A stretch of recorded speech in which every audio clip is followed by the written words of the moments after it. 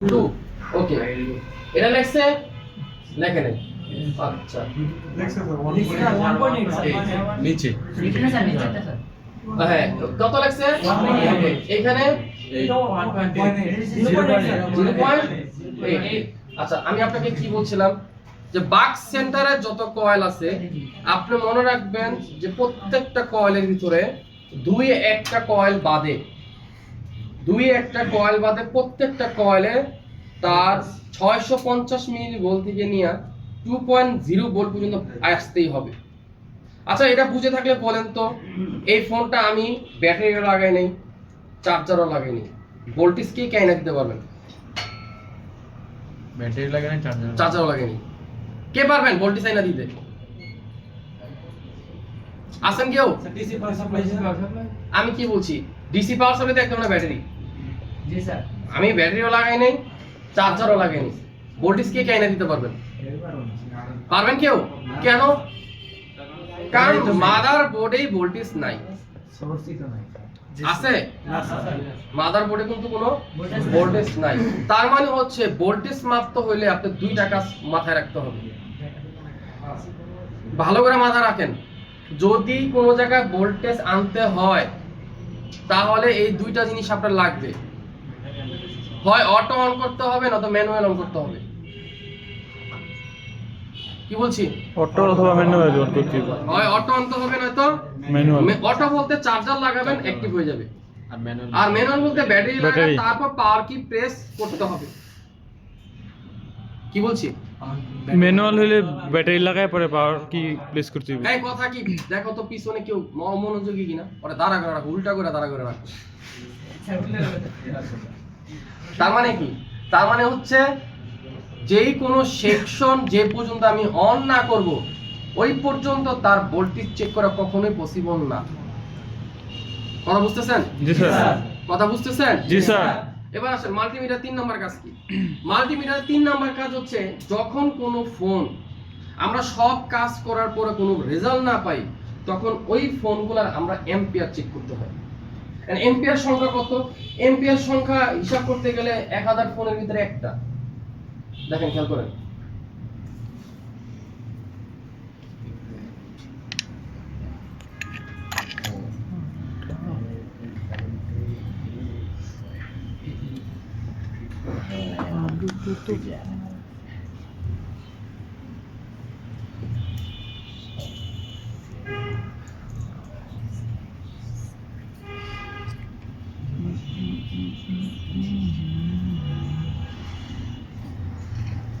আশা করি এটা কি আইসি। পাওয়ার আইসি। ডাবল ট্যাপ করলাম, স্কিমেটিকে গেলাম, সার্চ বারে গেলাম, পেজ দিলাম, নেক্সটে চলে গেলাম, একটু বড় করলাম, বড় করছি।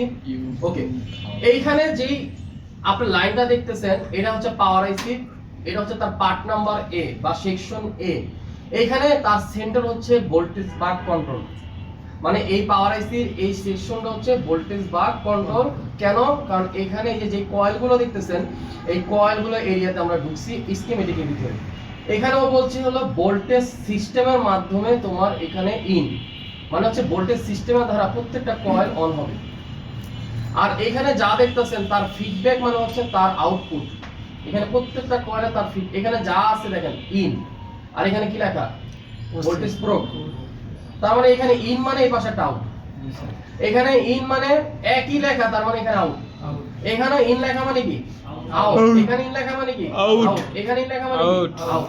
এবার খেয়াল করেন এই কয়েলের ভিতরে কত মিলি অ্যাম্পিয়ার লেখা? 2500। এটার ভিতরে 1000। আরে বিপিএ মানে কি? Voltage for PA. বিপিএ হচ্ছে নেটওয়ার্ক সেকশনের ভোল্টেজ। এখানে মডেম লেখছে, দেখেন খেয়াল করেন, মডেম মানে কি দেখলাম? এই যে মডেম। মডেম মানে কি? Network section. এই মডেমে এখানে কত যাচ্ছে? 1800। আচ্ছা, এরপরে ভোল্টেজ কোড কত যাচ্ছে? 5000। এরপর হচ্ছে কত?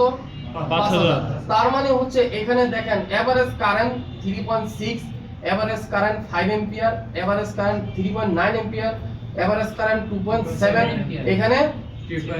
এখানে বলছে কি 20%। এই 20% এর কথাই বলছি যে টলারেন্স থাকলে 20% মাইনাস অথবা প্লাস দেখাবে। এইখানে দেখেন এই যে মাইনাস চিহ্ন, এখানে প্লাস চিহ্ন, মানে এই টলারেন্সটা দেখাবে, কম বেশ দেখাবে, মানে আমার কম বেশ থাকুক কিন্তু যা বলছে তার কাছাকাছি আসতে হবে। এন্ড 10 যদি আমি 10% ধরি, ধরেন হয়তো বা এখানে 10% ধরে কতই 30 বা 300, 40 মিলিয়ন 40 মিনিট ধরো 300ই ধরলাম, 3.9 এর থেকে 300 বাদ দিলে 3.6 তো আসবে বা 3.5 তো আসবে। আচ্ছা, তার মানে হচ্ছে কি 3 নাম্বার কাজ হচ্ছে আমি ভোল্টেজ চেক করছি কিন্তু আমার এম্পিয়ার বানাচ্ছে না। এম্পিয়ার বানাচ্ছে কে? এম্পিয়ার বানাচ্ছে এই কয়েলের মাধ্যমে। আচ্ছা, এই কয়েল যখন খারাপ হয়ে যাবে তার দুইটার একটা হবে, হয় সে ভোল্টেজ বন্ধ করে দিবে আর নয়তো তার এম্পিয়ার বন্ধ করে দেবে। এই কারণে বেশ কিছু মার্কেটে ফোন যারা 260 আনতে গেছেন বা যারা 2-4টা চার্জিং এর কাজ দেখছেন, সোলো চার্জ জমে না, তাদের ভিতরে একদম প্রবলেম সলভ করছে হচ্ছে চার্জিং এর সাব বোর্ড চেঞ্জ করা, লজিক বোর্ড চেঞ্জ করা, অথবা সাব বিটুবি কানেক্টরের যে ফ্লেক্স থাকে এটা চেঞ্জ করা। তাদের ভিতরে আরেক দল ছিল শুধু চার্জিং এর কয়েলটা চেঞ্জ করে দিয়েছে, মানে তার সাব বোর্ড চেঞ্জ করার পর সেম কন্ডিশন, ফ্লেক্স কেবল চেঞ্জ করার পর সেম কন্ডিশন, তারপরে কি করছে সে ডাইরেক্টলি চার্জার আইসি যে কয়েল আছে এই কয়েল চেঞ্জ করছে। কেন? কারণ হচ্ছে ওই কয়েলের ভিতরে হচ্ছে তার এম্পিয়ার ছিল, যেরকম এই কয়েলে দেখতেছেন এম্পিয়ার, এই কয়েলে যেমন এম্পিয়ার দেখতেছেন। এখন দেখেন, আপনাকে আমি দেখাচ্ছি, লেআউটে গেলাম, এখানে গেলাম, যাওয়ার পরে এখানে কয়েলের ভিতরে একটা ফ্লাশ চিহ্ন আছে, ডাবল ট্যাপ করলাম, স্কিমেটিকে গেলাম, এরপরে পেস্ট করলাম, নেক্সটে চলে গেলাম, যাওয়ার পরে এই সুইচিং কয়েলে একটু তাকায় দেখেন কত, 4.6 এখানে কত, 4 এম্পিয়ার। তার মানে মিনিমাম 4 এম্পিয়ার জেনারেট করতে হবে। কয় এম্পিয়ার? মানে 4 এম্পিয়ার যদি জেনারেট করে তাহলে এটা চার্জ সেভ হবে। তার মানে কি আইসি বললো নাকি কয়েল বললো? কয়েল। কি বললো? কয়েল বললো। কারণ হচ্ছে কয়েলের কাজটাই হচ্ছে হয় ভোল্টেজকে বুস্ট করবে নয়তো সে এম্পিয়ারকে বুস্ট করবে। কথা বুঝতেছেন?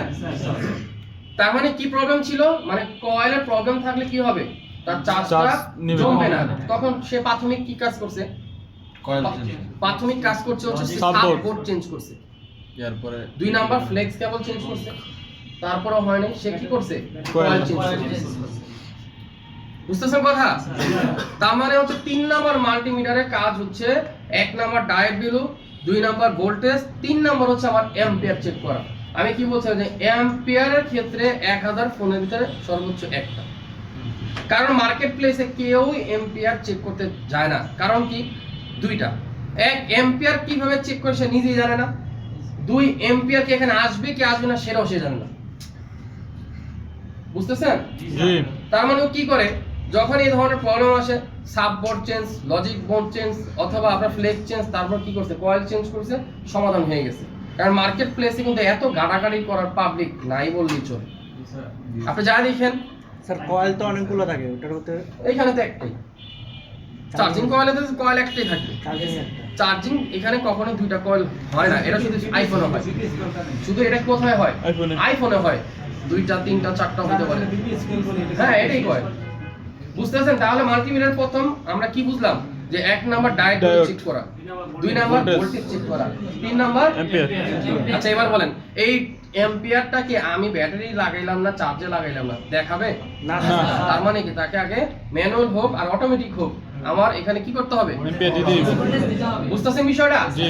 সবাই কি বিষয়টা ক্লিয়ার? জি। হ্যাঁ, এবার শুনেন, ফোন রিপেয়ার করার প্রসেস সিস্টেম বুঝেন। ফোন রিপেয়ার করার সিস্টেম হচ্ছে টোটাল আপনার ডেস্কের সামনে, আপনি লিখে রাখবেন যেই কোনো ফোন ডেট বাদে আপনার কাছে যেই কোনো সেকশন আসুক, টোটাল তার 4টা নিয়ম মেনে আপনি কাজ করেন, অর্থাৎ একটা সিস্টেমের উপরে থাইকা কাজ করেন। এবারে 1 নাম্বার, যেই কাস্টমার আপনার কাছে যেই সেকশনের প্রবলেম নিয়ে আসবে তার সেকশনে যান। সেকশন বলতে ধরেন ইয়ার স্পিকার কাজ করে না, এখন ইয়ার স্পিকার জন্য কি সিপিইউতে যাবেন নাকি ইয়ার স্পিকার টার্মিনালে যাবেন? টার্মিনালে। ইয়ার স্পিকার টার্মিনাল, এটা 1 number. 2 number, Section. Air speaker যে টার্মিনাল আছে এই টার্মিনাল লেয়ারের উপরে বানানো হয়েছে, কিসের উপরে? লেয়ারের উপরে। আর লেয়ারটা বানানো হয়েছে পিসিবি উপরে ভিত্তি করে, নাকি না? জি স্যার। পিসিবি মাদারবোর্ড উপরে কি করে? ভিত্তি করে। ভিত্তি করে বানানো হয়েছে কি? লেয়ার। তাহলে এক নাম্বার তার টার্মিনাল, 2 নাম্বার হচ্ছে তার লেয়ার। এই লেয়ার উপরে কম্পোনেন্ট গেছে, এই লেয়ার উপরে কম্পোনেন্ট যায় নাই? জি। দেখেন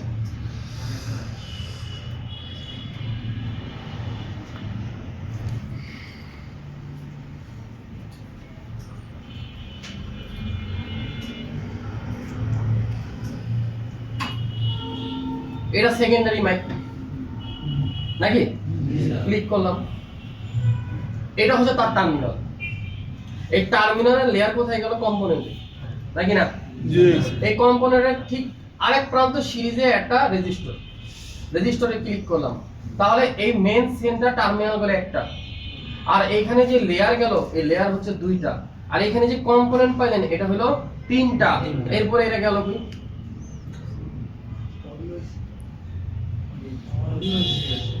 ধরেন ওডিআইসি, তার মানে হচ্ছে সার্কিট অথবা আইসি। কি পাইলাম 4 নম্বরে? আইসি। আইসি। তার মানে হচ্ছে সূত্র কোথা থেকে? সূত্র হচ্ছে কোনো একটা ফোন রিপেয়ার করতে হইলে আগে তার সেকশনে যেতে হবে, সেকশনের থ্রু ধরে তার লেয়ার, এই লেয়ারের উপর তার কম্পোনেন্ট গেছে। রেজিস্টার হইতে পারে, ক্যাপাসিটর হইতে পারে, কয়েল হইতে পারে, ট্রানজিস্টর হইতে পারে, এলডিও হইতে পারে। এরপরে কোথায় গেল? লাস্ট বর্ডার তার আইসি। আইসি। তার মানে কয়টা পাইলাম? 4টা। এই 4টা হিস্টোরি সবসময় আপনার মাথায় রাখতে হবে ফোন রিপেয়ার করার জন্য। তাহলে এই ফোন রিপেয়ার করা আপনার কাছে একদম পানির মতো সহজ। কি বুঝছেন? মানে আগে আপনি কি চিন্তা করতেন যে আমি যে রিপেয়ার করব কাস্টমারের ফোনটা, আসলে আমি শুরুটা কোথা থেকে করব? এগুলো আপনার শুরু, আর শেষটা কোথায় গেল? ডাইরেক্ট আইসি থেকে। তার মানে হচ্ছে যে প্রথম সূত্র হচ্ছে তার টার্মিনাল, দ্বিতীয় সূত্র তার লেয়ার। কারণ কি, কেন লেয়ার বললাম? কারণ লেয়ার যদি ফাটা থাকে, লেয়ার যদি ভাঙ্গা থাকে, লেয়ার যদি পুরা থাকে, লেয়ার যদি মিসিং থাকে, তাহলে এই ট্রাক কিন্তু মিস্টেকের কারণে আমার এখানে লাইন আসতেছে না। কথা বুঝতেছেন? সাধারণত মাদারবোর্ড 3 কারণে হয় না। একটা মাদারবোর্ড সাধারণত 3টা কারণে হবে না, কখনোই হবে না। এটা মাথায় রাখতে হবে। 1 নাম্বার, এটার ভিতরে 1 নাম্বার হচ্ছে কোন মাদারবোর্ড যদি বাম থাকে, মানে ফোলা থাকে। কারণ ফোলা থাকলে কি হয়? কারণ আমার কাছে স্কিমেটিক নাই যে আপনাকে আমি এটা দেখাবো, কারণ আমার কাছে যে স্কিমেটিক আছে ওটা আমাদের ওই লেভেল। 1 নাম্বার হচ্ছে তার ভিতরে টোটাল 10টা পার্ট থাকে। এই মাদারবোর্ডের ভিতরে টোটাল 10টা পার্ট থাকে এরকম কাগজের মতো। এটা হচ্ছে এটা মাদারবোর্ড। এই যে মাদারবোর্ডটা দেখতেছেন না, ধরেন এখানে কয়টা পেজ? 1টা 2টা 3টা। এটার নাম হচ্ছে টপ। উপরে যেটা আমরা দেখি না, টপ। এটার নাম টপ। উল্টাইলাম বটম। তাহলে এখানে উপরে একটা, তার নিচে কয়টা? একটা। কয়টা হলো? 2টা। এবার খেয়াল করেন, এর নিচে হলো একটা, 3টা, এর নিচে হলো একটা, 4টা, তাহলে কয়টা হলো? 4টা, 4টা হলো না? তার মানে হচ্ছে যখন বাম করে তখন এই যে লেয়ার গুলো যা মিশ্রণ থাকে একসাথে যেটা থাকে এই ছুটে যায়। এই লেয়ার থেকে আলাদা হয়ে গেছে। তার মানে হচ্ছে এই মাদারবোর্ডটা প্রথম বাম থাকে, যদি ফোলা থাকে তাহলে হবে না। 2 নাম্বার হচ্ছে যদি এই মাদারবোর্ডের লেয়ার ফাটা থাকে। লেয়ার ফাটা বলতে কি? মাদারবোর্ডই ফাটা। যে ফাটা গেছে, এটা হবে না। 2 নাম্বার বাঁকা। কারণ বাঁকা থাকলে কি লাভ? ওরা তো লেয়ার বানাইছে সোজা, কারণ এটা দিয়ে স্প্রিং সমস্যা, স্প্রিং এর মতো না যে মনে করেন আমি লাভ দিলাম, স্প্রিং এ লাভ দিয়ে আমাকে পাঞ্চ করে দিল, এরকম তো না। এটা হচ্ছে যখনই এটা সোজা থাকে তখন তার লেয়ার গুলো সমানে থাকে, যখনই এটা বাঁকা হয় লেয়ার গুলো মাঝখান থেকে ফেটে যায়। এই কারণে সবসময় মনে রাখতে হবে কোন এক কাস্টমারের ফোন যদি আসার খাওয়া হয়, ট্রাকের নিচে পড়া হয়, লাভ খাইছে, হামার দিয়ে বাড়ি দিছে, এই মাদারবোর্ডে কোন রকম লাইট দেখা যায় এবং কল আসে। আপনি কি করছেন? পুরো সকালবেলা আসছে, আসার পর বিল করছেন, ভাই তোমার বডি খারাপ, ভাই তোমার ব্যাটারি খারাপ, ভাই তোমার ডিসপ্লে খারাপ, সবগুলা বিল করছেন 7,000 টাকা। চালু হয়, চালু হচ্ছে। খোলা হয়। এখন কি করছেন? সব কিনে আনছেন। কাস্টমারের কথা হচ্ছে আমার সামনে খুলতে হবে। হ্যাঁ ঠিক আছে, আপনার সামনে করবো, কিন্তু আপনি বইলা নেন নাই তাকে যে ভাই তোমার এই ফোন তো বাঁকা। অনেক সময় বাঁকা ফোন খোলার পরে আর অন হয় না, কারণ যখন স্ক্রু মারা টাইট ছিল তখন লেয়ার কোনো মতে লাগা ছিল, যখন স্ক্রু খুলছেন তখনই লেয়ার গুলো পাটে পাটে ছেড়ে দিছে। এখন আনার পরে এই ধরেন 2000 টাকা লাভ করবেন, 5000 টাকা মামলা। এই কারণে তাকে আগে বলেন যে ভাই ফোন খোলার পরে আগে চেক করি যে আপনার ফোন অনেক সময় আসার খাওয়া ফোন এবং বাঁকা ফোন এইগুলো খোলার পরে ডেট কন্ডিশনে চলে যায়। যদি দেখি যে না আপনার সব সেকশন ওকে, তাহলে ভাই টাচ ডিসপ্লে কিনে লাগাবো, আর নয়তো আপনি এই মাদারবোর্ড কাজ করে লাভ হবে না, আপনার লস প্রজেক্ট। যখন ওর উপরে ছেড়ে দিবেন ভাই লস প্রজেক্ট আপনার হবে, কি করবেন তখন ওই গো ভাই তাহলে এক কাম করেন আগে একটু চেক করেন। আর যখন আপনি চেক করেন নাই বলেন না, তখন বাসটা সে আপনার উপরে দিবে। ও কি বলবে জানেন, আমার সেট আগের মতো কইরা দেন। যে দুর্যোগ চলতে দেরি কর। কথা বুঝতেছেন জি, কি স্যার। বলছি? এই ছেলে তুমি বলো এতক্ষণ কি বলছি, এই চাপেন বলো মাদারবোর্ডের ক্ষেত্রে কি কি বলছি, কয়টা কারণে মাদারবোর্ড কাজ হবে না বলো।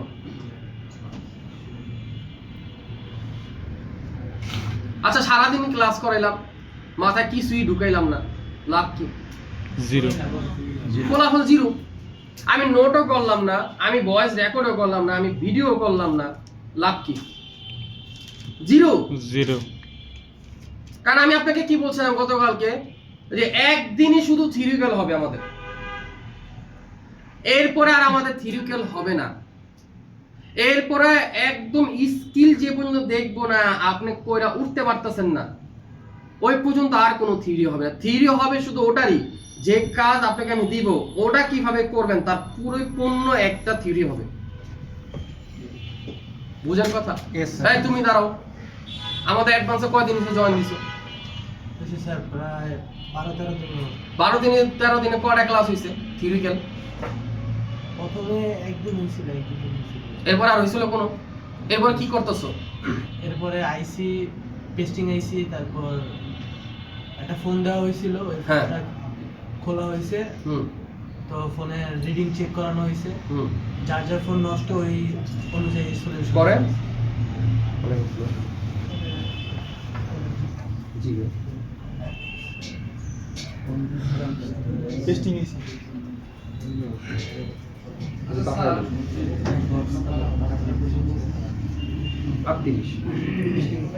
এক নম্বরে তোমার সেকশন, এরপরে এরপরে কম্পোনেন্ট।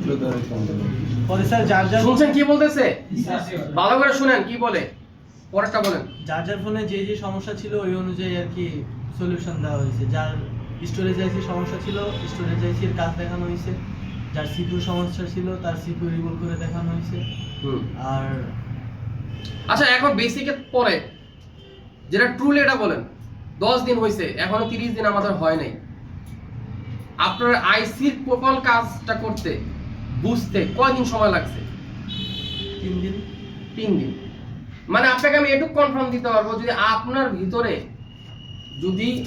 ভিতরে আগ্রহ থাকে, সদিচ্ছা থাকে, সৎ ইচ্ছা থাকে, যদি আপনার ভিতরে আস্থা থাকে, আপনি যদি প্রপার বিশ্বাস করেন যে না আমি এটা স্যারের থেকে বুঝে নিব এবং নিজে করব, তাহলে আপনি 1 মাসের ভিতরে আপনি স্কিল হয়ে যাবেন। ইনশাআল্লাহ। একটুখানি না, প্রপার হবে, প্রপার। যদি আপনি 1 মাস যেভাবে বলি এভাবে চলেন, আর যেভাবে বলছি এভাবে না, নিজের মন মতো, তাহলে ধরা খাবেন, তখন আমি কিছুই বলবো না। কারণ আপনাকে তো আমি আগেই যা ক্লাস শুরু হওয়ার আগে সব বলে দিচ্ছি যে নিয়ম নীতি কি কি হবে। বুঝতেছেন কথা? এখন নিয়ম নীতি কি কি একটু পড়েন, জোরে জোরে পড়েন। প্রতিদিন নিজের ইনস্ট্রুমেন্ট নিয়ে কাজ শেষে সেটা আবার ট্রেনারকে জোরে। বুঝিয়ে দিতে হবে। নিজ দায়িত্বে প্রতিদিন নিজের টেবিল এবং নিজের ব্যবহৃত সকল ইনস্ট্রুমেন্ট পরিষ্কার রাখতে হবে এবং ট্রেনিং সেন্টার ত্যাগের পূর্বে ট্রেনারকে চেক করাতে হবে। 3. কোনো টুলস ও ইকুইপমেন্ট ট্রেনারের অনুমোদিত ব্যতীত এক টেবিল থেকে অন্য টেবিলে অথবা একজন থেকে অন্যজন নেওয়া যাবে না। 4. বিনা অনুমতি ব্যতীত ট্রেনারের টেবিল এবং লকার থেকে কিছু নেওয়া যাবে না। 5. ট্রেনারের অনুমতি ছাড়া ট্রেনারের চেয়ারে বসা যাবে না। 6. প্রতিদিন ক্লাস গাইডলাইন অনুসারে বুঝে নেবেন এবং নিজ দায়িত্বে ক্লাস বুঝে পেয়ে স্বাক্ষর করে যাবেন। ট্রেনার অনুমোদিত ব্যতীত কোনো ইনস্ট্রুমেন্ট নিজের বাসায় নেওয়া যাবে না। নির্ধারিত আসন ছাড়া এক ছাত্র অন্য ছাত্রের আসনে বসতে পারবেন না। দৈনিক হাজিরা খাতা নিজ দায়িত্বে স্বাক্ষর করে যাবে। নির্ধারিত ক্লাস শিডিউল অনুসারে নির্দিষ্ট সময়ে শুরু হবে, কারোর জন্য অপেক্ষা করা হবে না। প্রতিদিন ক্লাসের বিষয় নিয়ে স্টুডেন্ট গ্রুপে আলোচনা করতে হবে। প্রতি সপ্তাহে ক্লাসের অ্যাসাইনমেন্ট জমা দিতে হবে। প্রতি সপ্তাহে একদিন বৃহস্পতিবার ছাত্র এবং ট্রেনারের সঙ্গে বসে ক্লাসের বিষয় নিয়ে আলোচনা করা হবে। কি বুঝছেন? সম্পূর্ণ নিয়ম নীতি, এর বাইরে কেউ যাবেন না। আপনারটা আপনি বুঝেন, আমি এটা বুঝবো না। মানে হচ্ছে এখানে সাপ্তাহিক আপনাকে একটা অ্যাসাইনমেন্ট দেওয়া হয়েছে এবং এর বাইরে আপনাকে বলা হয়েছে কি যে প্রতিদিন গ্রুপের ভিতরে ডিসকাশন করতে। এর মানে কি, আপনারা 27 জন যদি ডিসকাশন করেন, একটু পর পর মেসেজ করতেছেন, এক একজন কথা বলতেছেন, মাঝখানে তো আমিও আছি। জি তা আমি যখন দেখবো যে না ওরা ডিসকাশন করতেছে, তখনই তো বের হয়ে যাবে যে কার ভিতরে কি কমতি ছিল, অথবা পরের দিন যে ক্লাস। আমি আপনার প্রবলেম তখনই শুনবো, ওই যে প্রথমেই বলছি, নোট করেন নাই, রেকর্ডও করেন নাই, এরপর কি করেন নাই, ভিডিও করেন নাই, ধরেন কিছুই করেন নাই।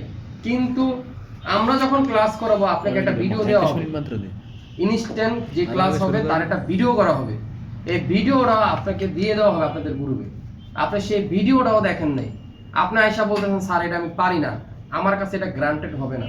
এরা যদি আপনি সিওর কাছেও যান, মাদ্রাসার কাছেও যান, কোনো লাভ হবে না, কারণ এরা সবাই জানে আমি গাউরা এই বিষয় নিয়ে। কারণ আমি কারো কথাই শুনবো না, আমি কারোর পাত্তা দিয়েও দিব না, কারণ আমার তো এখানে সব সাজানো। আপনি আপনারটা নিতে পারেন না, এটা আপনার ব্যর্থতা, এটা আমার ব্যর্থতা না। কারণ আমি যখন দেখবেন যে না আমার 20 জন স্টুডেন্টের ভিতরে 18 জন পাইরে গেছে আর 2 জন পারে নাই, তার মানে সে তার গাফলতির কারণে পারবে। আরো স্পষ্ট শুনেন, একজন পারেন নাই, পরের দিন ওরে 19 জন মিলা যে পর্যন্ত না উঠাবেন, তারপরের দিন আর নেক্সট কোনো ক্লাস হবে না। কারণ আপনি পারবেন আর আপনার ভাই পয়রা থাকবে, এটা হইতেই পারে না। এখন 19 জনের দায়িত্ব, ধরেন 19টা ঘুষি দিলেন, এটা আপনার। খাবার দিলেন, এটা আপনার ভাই ব্রাদার। আমি মানলে দোষী, আপনি মানলে দোষী না। অথবা স্যার 19 জনে খাওয়াই দিল বা 19 জনকে খাওয়াই দিল, সমস্যা কোথায়?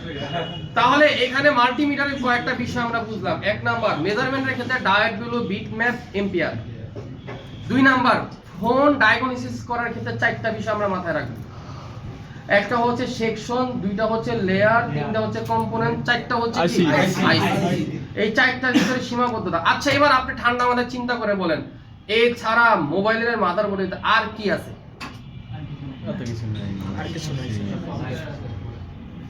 কানের স্পিকার জন্য সফটটা কাজ করবে? আমি হার্ডওয়্যারের কথা বলতেছি, হার্ডওয়্যার আর কি আছে? কেউ আছেন আর কিছু আছে বলতে পারবেন? আচ্ছা এবার আরেকটা জিনিস সুস্পষ্ট ভাবে বুঝেন, বসুন। প্রত্যেকটা ক্যাপাসিটরের পজিটিভ নেগেটিভ আছে, প্রত্যেকটা রেজিস্টরের পজিটিভ নেগেটিভ আছে। আছে স্যার, শুনেন আগে, কি রেজিস্টরে পজিটিভ নেগেটিভ নাই? ওইটা কইলে মাদারবোর্ডে 2টা সিস্টেমের সার্কিট, একটা হয় সিরিজে, একটা প্যারালাল। সিরিজে যেটা গেছে তার তো পজিটিভ আছে, দুনো সাইডে তো তার পজিটিভ, কিন্তু এই পজিটিভ যে আরেক জায়গায় গেছে ওটা না কোনোটার সাথে অ্যাটাচ নেগেটিভ আছে। আচ্ছা ওটা কি নেগেটিভ নাই? একটা ডিভাইডার সার্কিটের ভিতরে সিরিজও থাকে, তার লগে যেটা থাকে এটার ভিতরে গ্রাউন্ড থাকে। বুঝেন আগে বিষয়। আচ্ছা এবার বলেন, ঠান্ডা মাথায় বুঝার চেষ্টা করেন আমি কি বুঝাতে চাচ্ছি।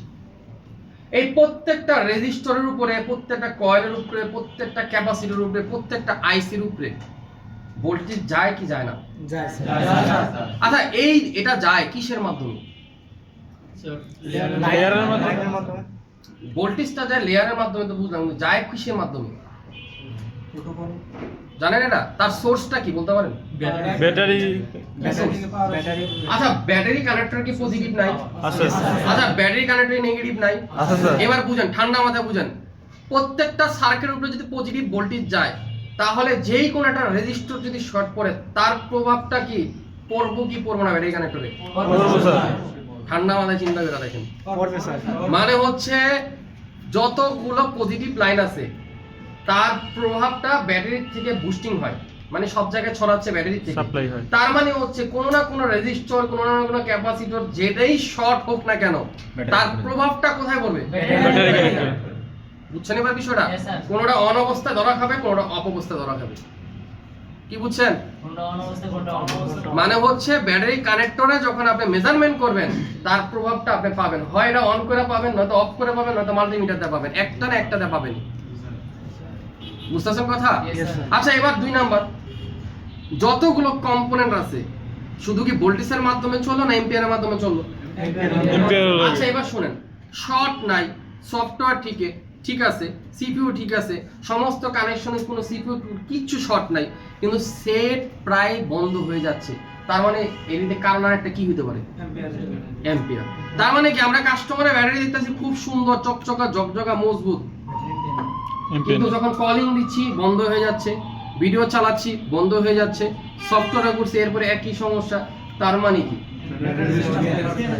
তার মানে হচ্ছে আমার ব্যাটারিতে এম্পিয়ারটাও প্রয়োজন। এবার 2 নাম্বার কথা, যখন কোনো ফোনের ব্যাটারি আমরা চেক করি, ভোল্টেজ চেক করি না এম্পিয়ার চেক করি? আচ্ছা, ব্যাটারি খারাপ না ভালো দেখতাছি তো ব্যাটারি ভোল্টেজ 3.7, কিন্তু এম্পিয়ার।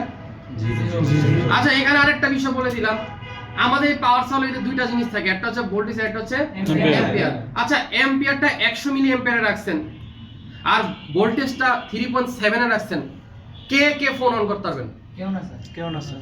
কি বুঝছেন?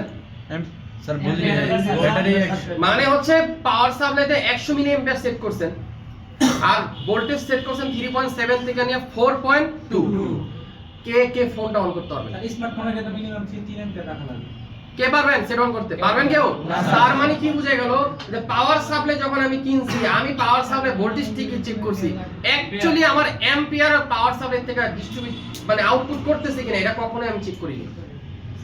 আমার পাওয়ার সাপ্লাই ভালো না খারাপ কখনোই আমি চেক করিনি। তার মানে ব্যাটারির ক্ষেত্রে আমাদের কি হয়, ফিজিক্যাল ভাবে আমরা ভালো দেখি ঠিক, কিন্তু ভেতরগত ভাবে তার অ্যাম্পিয়ার যখন ড্যামেজ হয়ে যায় তখন বিভিন্ন ধরনের ফল্টগুলো তার শুরু হয়। কারণ একটু আগে আমরা কি দেখছি যে সেকশন ওয়েজে অ্যাম্পিয়ারও যায় নাকি না? মডেমে দেখলাম না 1 অ্যাম্পিয়ার, মডেম যেখানে লেখা ছিল ওখানেও তো দেখলাম 1 অ্যাম্পিয়ার। তার মানে কি? তার মানে হচ্ছে আমাদের এখানে অ্যাম্পিয়ারও যাচ্ছে, শুধু ভোল্টেজ না। এই কারণে কি করতেছে 7000 milliampere, 8000 milliampere, 10000 milliampere. এবার আসেন 1000 মিলি অ্যাম্পিয়ার, 9000 থেকে নিয়ে 1000 মিলি অ্যাম্পিয়ারে চলে আসছে, চার্জ নাই, সেট কি চলে না? চলে স্যার। চলে কিনা? চলে কিনা? চলে তো। তার মানে কি বুঝলেন যে অ্যাম্পিয়ার যদি কমও থাকে তবুও সেট আমার চলার কথা নাকি না? জি স্যার। বুঝতেছেন বিষয়টা? তাহলে মাল্টিমিটারে আমরা এই জিনিসগুলো বুঝলাম। এরপরে আসেন 3 নাম্বার হিস্টোরি। মোবাইল ফোন মাদারবোর্ডে কোন একটা লাইন দেখেন, এখানে খেয়াল করেন, এখানে আমাদের 393 বলছেও, এখানে যাচ্ছি, উপরে গেলাম, উপরে গেলাম, উপরে গেলাম,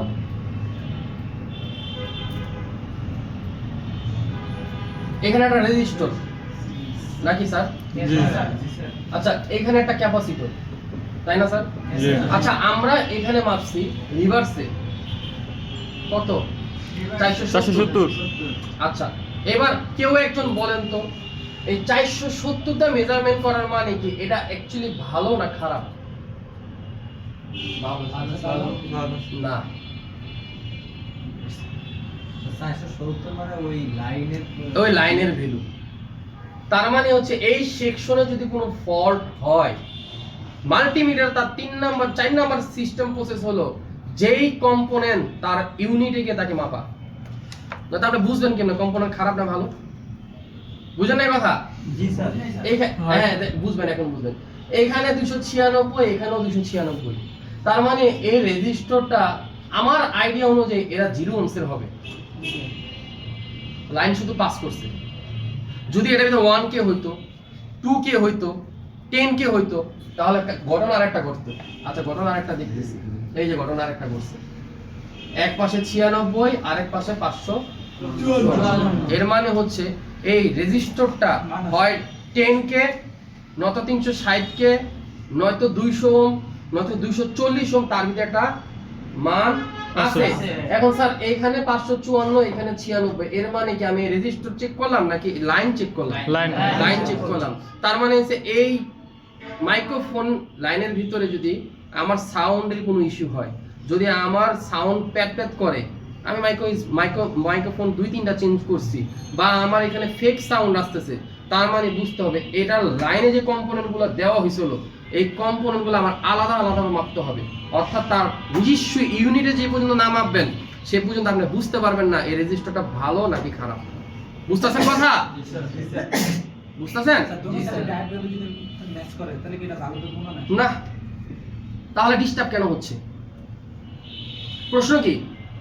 যদি আমার মাইক্রোফোনের লাইন ভালো থাকে, দুই পাশে ভ্যালু ঠিক আছে, তাহলে মাইক্রোফোন সমস্যা দিচ্ছে কেন?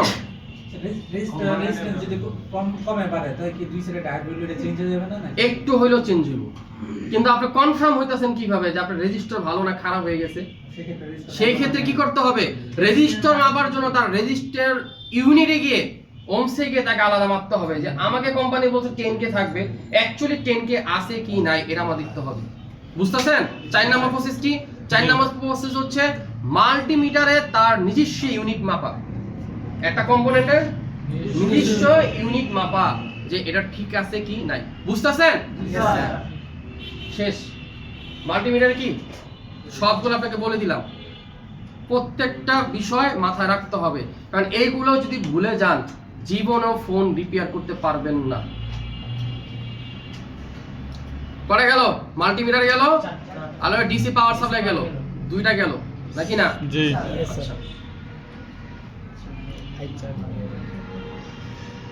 এবার আসেন 3 নাম্বার হটগান। এইবার সৎজ্ঞানে আমাকে আগের স্টুডেন্ট বাদে যারা এখানে আছেন তারা বলেন আইসি খোলার পরে ভাঙছেন কে কে? বা আইসি খুলতে গিয়ে ভাঙছেন কে কে? আইসি উঠাইতে পারেন না বলতেছি তো, বা আইসি ভাঙেন নাই, মানে লেয়ার যা আছে খায়া ফেলছেন কেটা কেটা? আচ্ছা এবার আসেন রেজিস্টার উঠাইছেন, ক্যাপাসিটর উঠাইছেন, কিন্তু খুঁজে আর পান নাই কেটা কেটা?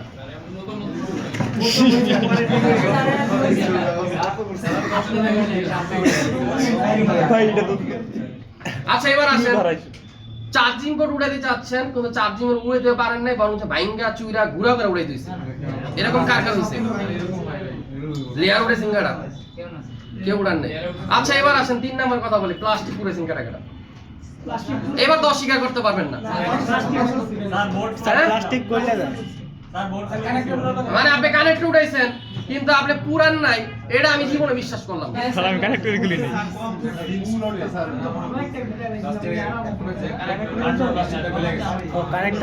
আচ্ছা এবার আসুন জি, আমি এটাই বলতেছি, তার মানে লেয়ার উঠছে, আইসিও ভাঙছে, কম্পোনেন্টও হারাইছে, প্লাস্টিকও পুড়ছেন নাকি? জি স্যার। বুঝেন? আচ্ছা টাইম অনুযায়ী একটা আইসি উঠাইতে সর্বোচ্চ কত মিনিট চেষ্টা করছেন? সত্য কথা বলবেন একদম, মানে আনুমানিক একটা ধারণা যে আমি এতক্ষণ স্যার চেষ্টা করছি। স্যার সিপিইউতে সময় লাগছে বেশি, কিন্তু অন্যগুলোতে অল্প সময় লাগে।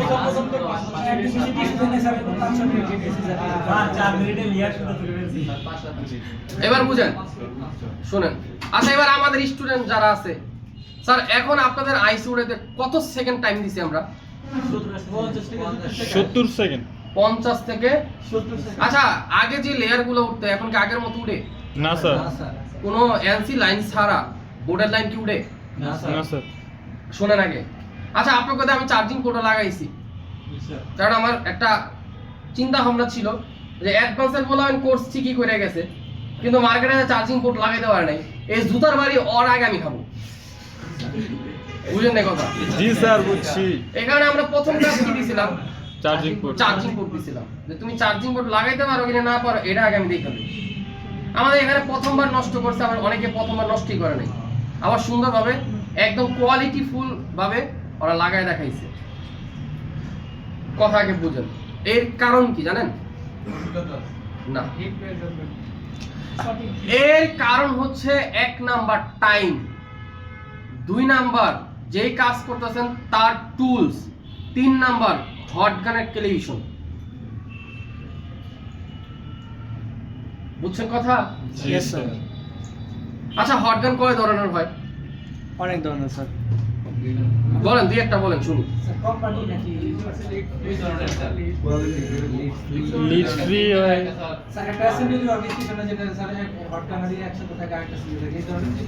না, হট গানের হ্যান্ডেল কয় ধরনের থাকে?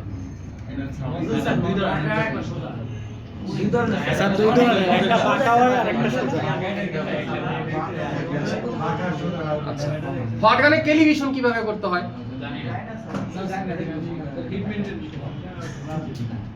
আচ্ছা, কখনো কি মাইপা দেখছিলেন যে আমি যে হিটটা উঠাচ্ছি, ধরেন আপনি হিট, আমি শিওর আপনি হিট দিচ্ছেন হচ্ছে 400, এয়ার ফুল দিচ্ছেন, আইস উড়ানোর জন্য চেষ্টা করছেন, কিন্তু কপাল খারাপ, আইস উড়ে দিয়ে বোর্ডও ফুলছে, লেয়ারও ফুলছে, আইসও ফুট করে একটা শব্দ হইছে।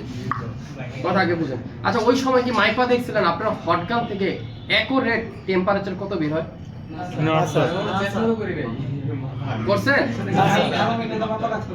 হ্যাঁ, এই তো বুঝেন। এবার মনোযোগ দিয়ে শুনেন স্যার, আল্লাহ হস্তে শুনেন। তুমি টাকা পেমেন্ট করছো? দিয়েছেন? কই থাকেন আপনি? তানভীর স্যারের বাসায়? ও আচ্ছা, তানভীর স্যারের লোক? আগে ব্যাচে সানাউল্লাহ স্যারের লোক ছিলেন? না না না, যে আমাদের আইটেম ছিল না সানাউল্লাহ স্যারের লোক। হ্যাঁ, একই এরকম। ও মানে কোয়ালিটি বুদ্ধি দেয়।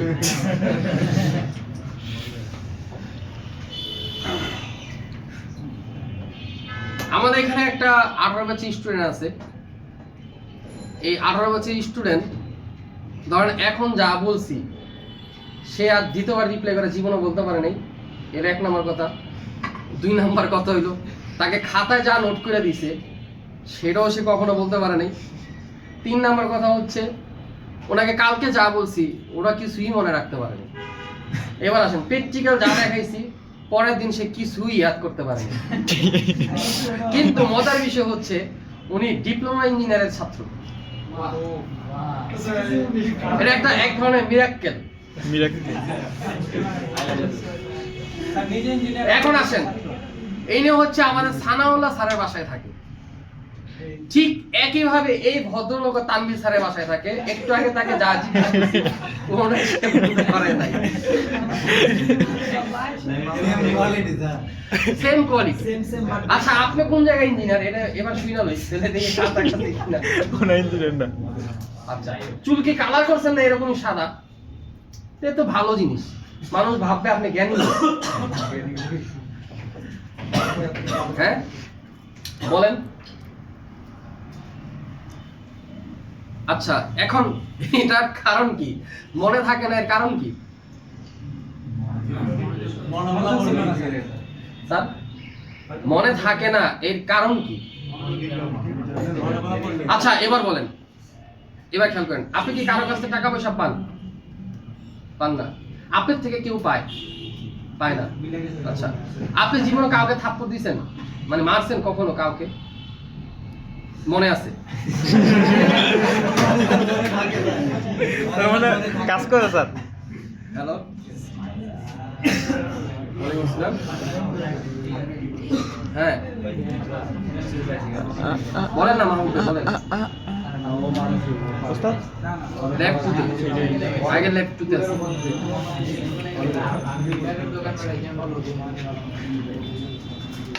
গার্লফ্রেন্ড আছে? নাই। আচ্ছা, ফেসবুকে কয়জন ফ্রেন্ড? 200? মনে আছে? তার মানে কি? কাজ করে স্যার। ওর মেমোরি ফুল লুজ না, তার মানে ও জানে। এবার শুনেন, মানুষের ব্রেনের ভিতরে সব জিনিস 3 দিনের বেশি থাকবে না। 3 দিন পরে তার মেমোরি থেকে ডাটা ডিলিট হবে অটোমেটিক। কিন্তু তার ভিতরে একটা জিনিস হচ্ছে পার্মানেন্ট সেভিং হয়ে যায়। পার্মানেন্ট সেভিং বুঝেন তো? আজীবন মনে থাকবে। মানে হচ্ছে ধরেন আপনি কাউকে টাকা হাওলাত দিচ্ছেন,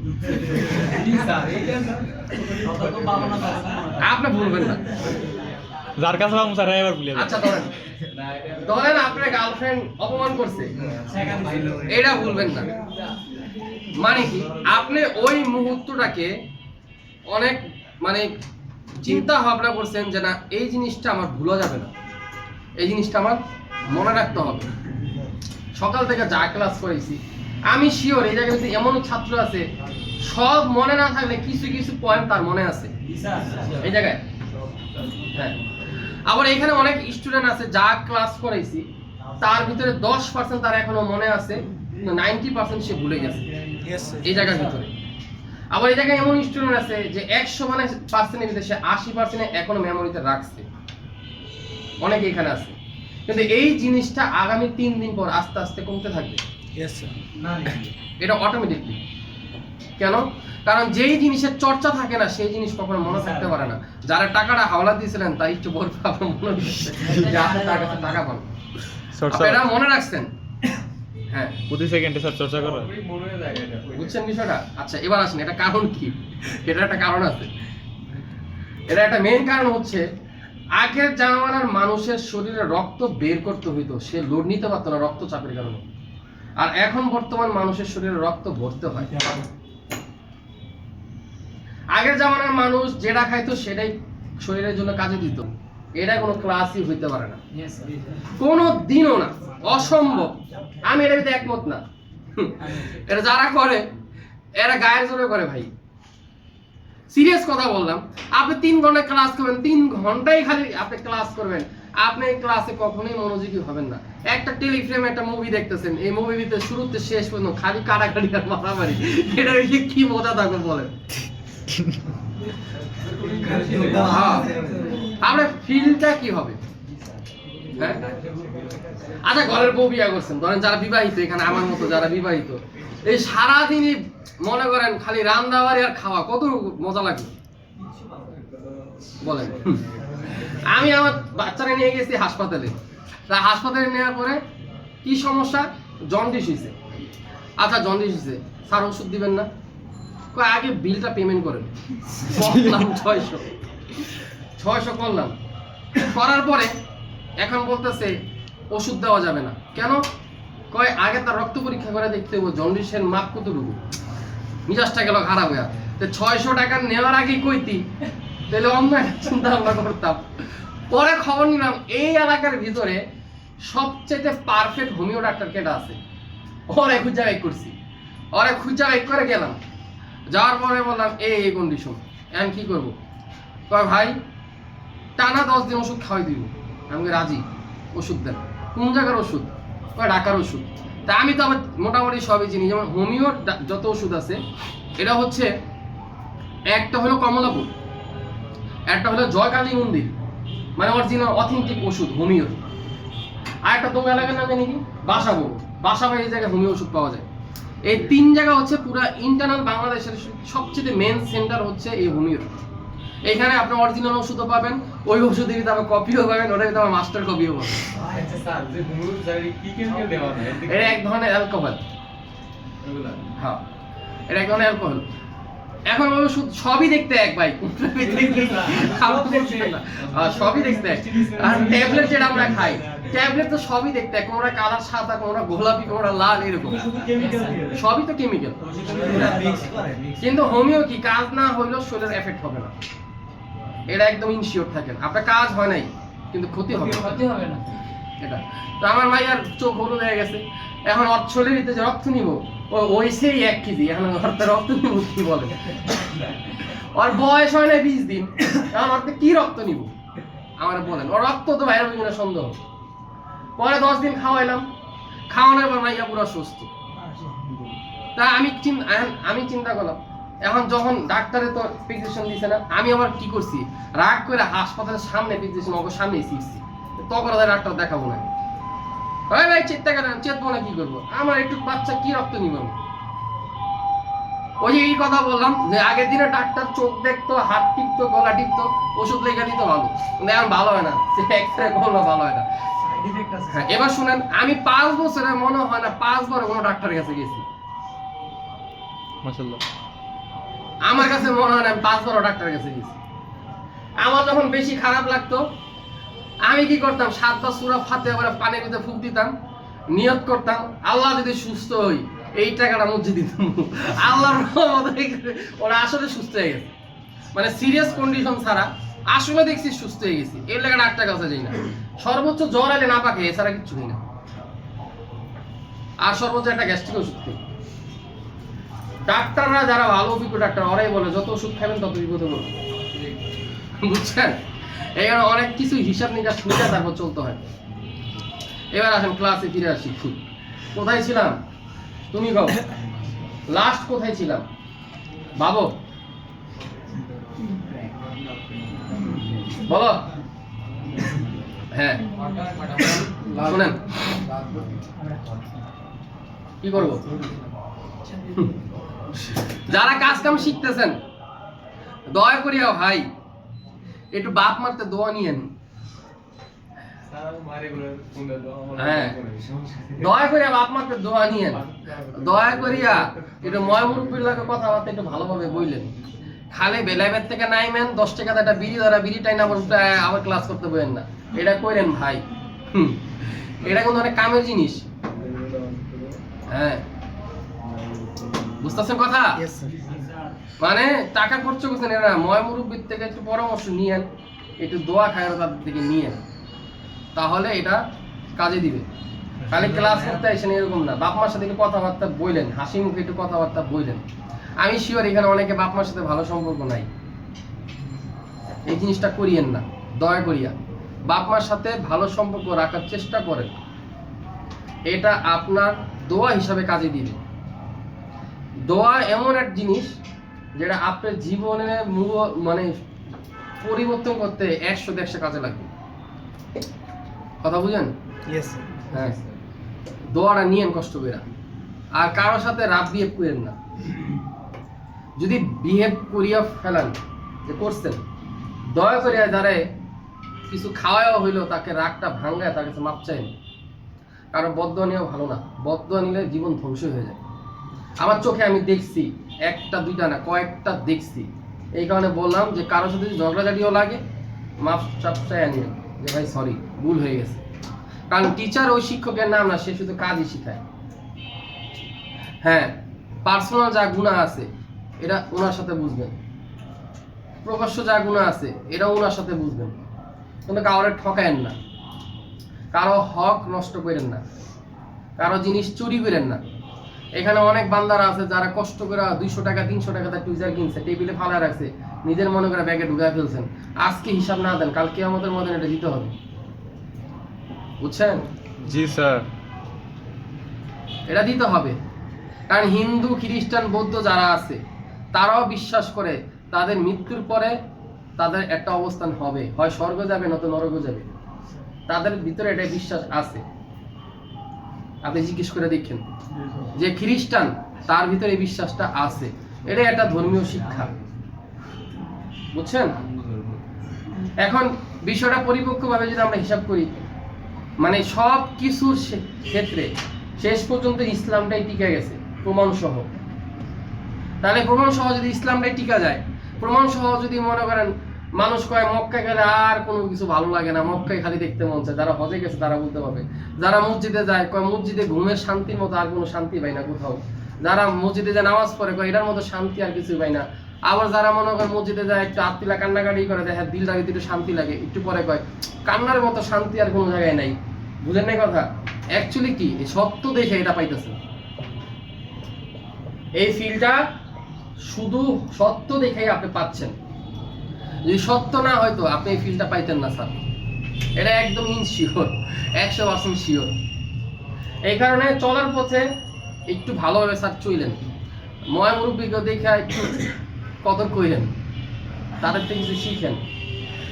আমি 100 বছর বুদ্ধ 2-1টা মনে পাইছিলাম, এরপর আর পাইনি, আর সব চলে গেছে বহুত আগে। মানে চলার পথে অনেক ময় মুরব্বী দেখি, রিস্কাওয়ালা ব্যানওয়ালা যারা নামাজ পড়ে তাদের কাছ থেকে ঝগড়া না করে তাদেরকে 2-1 টাকা বেশি দিয়া তাদের কাছে দোয়া নিয়ে কামে লাগবে দোয়া, কারণ তাদের দোয়া ডাইরেক্ট কবুল হয়। আপনি না জানলে কি বলবো, তাদের টাকার ভিতরে খাইত নাই স্যার, হারাম টাকা তারা কামায় না।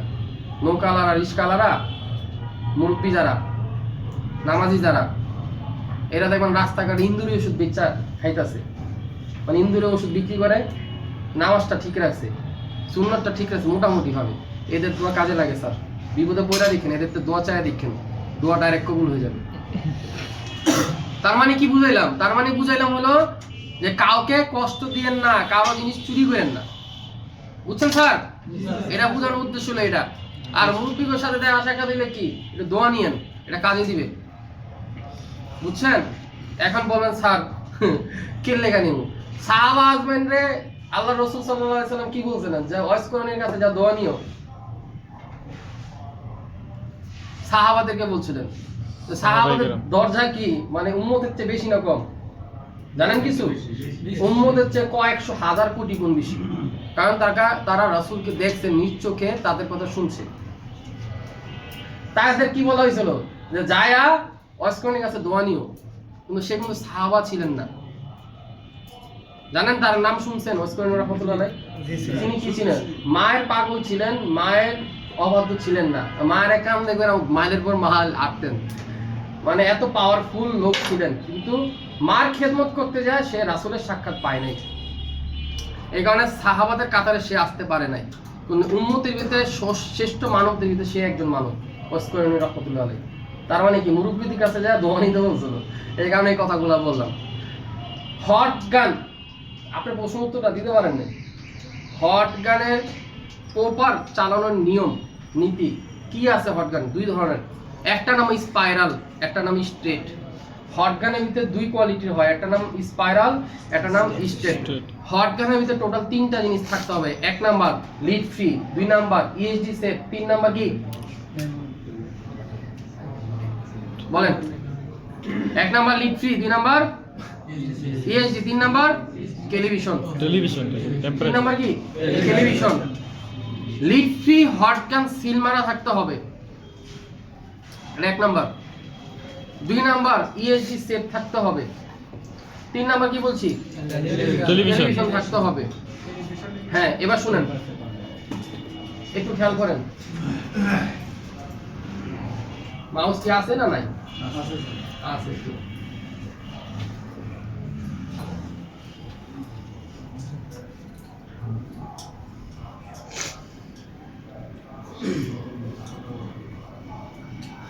একটু মনোযোগী হইতে হবে এই বিষয়টা নিয়ে। আচ্ছা, কই তো রে মাউস কই? নিচে একদম নিচে স্যার। আচ্ছা, মাউস দেখার ব্যবস্থা করতেছি দাঁড়ান।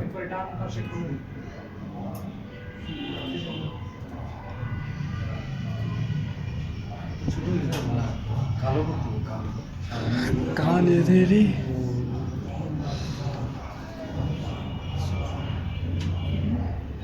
এটা উইন্ডোজ অ্যাক্টিভ নাই, এই কারণে মাউস দেখায় না।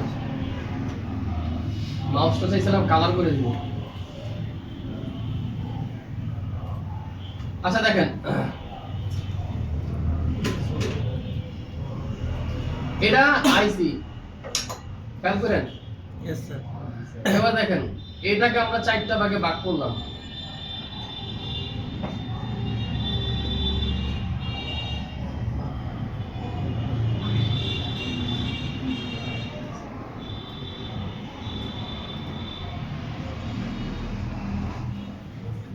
আরে পায়ে রেখে মাউস চালানো যায় না। আচ্ছা এবার দেখেন, এই হলো নজেল। আপনার টাইম কত জানেন? 70 সেকেন্ড থেকে। এই আইসিটা খোলার জন্য আপনার টাইম হচ্ছে সর্বোচ্চ 70 সেকেন্ড। এই 70 সেকেন্ডের ভিতরে যদি আইসি খুলতে পারেন, 1000% শিওর থাকেন আইসি ভালো থাকবে। এটা টেস্টেড। এখন আপনি যে 4-5 মিনিট খাইছেন, ওটা আপনি টেস্টেড থাকেন আইসি ভালো না, ওভার হিটিং আইসি নষ্ট হয়ে গেছে। আচ্ছা এবার বলেন, এই যে নজেলটা ব্যবহার করতেছি, এখন 70 সেকেন্ড আমি বলছি আপনাকে, তাই না? গ্লু কাটিং সহ? হ্যাঁ, না গুলি কাটিং ছাড়া, শুধু আইসি পিকআপের জন্য। আচ্ছা স্যার একটু খেয়াল করেন, এখন আমরা টাইম দিছি কত? 70 সেকেন্ড। আচ্ছা আমরা কি করি, আইসিটার উপরে এই নজেলটা কি এক জায়গায় ধরে রাখি না এইভাবে রাউন্ড দিই? আচ্ছা এটা কি রাউন্ড দিলে পুরোটা পাইলো? হ্যাঁ পুরোটা পাইলো। এক সাইড এবার এটা নিলাম, বড় এটা পাইবো? না স্যার আচ্ছা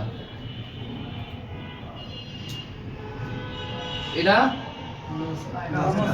এখন খেয়াল করেন, এটা যদি স্যার আপনার আইসি খুলতে সর্ব লাস্ট যেটা আইসি খুলতে যদি আপনার 4 মিনিট লাগে, তারপরেরটা 3.5 মিনিট, তারপরেরটা 3 মিনিট, 3 মিনিট টাইম কিন্তু কমতেছে কেন?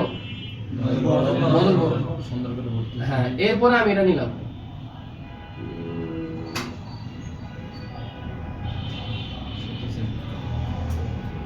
এরপরে এটা নিছি।